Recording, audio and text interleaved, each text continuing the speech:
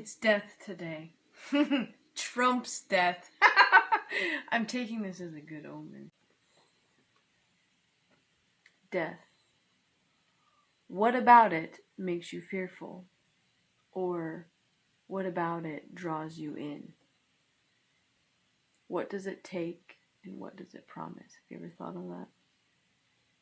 And what if I told you that death is actually a force that is meant to be respected and revered as a blessing in the same way that life is?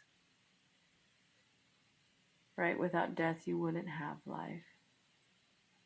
And life, in just so many ways, is like a consumptive energy, whereas death, ironically enough, is completely dedicated to transformation and rebirth and the beginning anew, moving something from one state to another.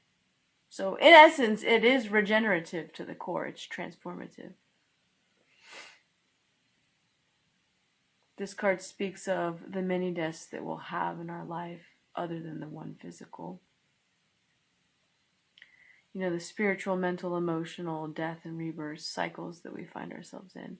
I personally think that we come here on earth to learn the lessons that we've agreed to learn.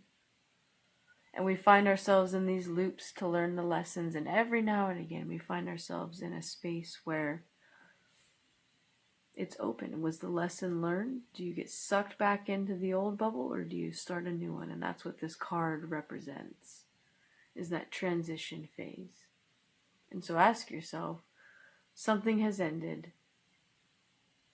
Do I wish to go back into that bubble, or do I begin anew? And to not fear the transformation. I think that's the biggest thing, right? Because like death, transformation, the thought of those things is terrifying, but to the core of it, it is good. It is regenerative.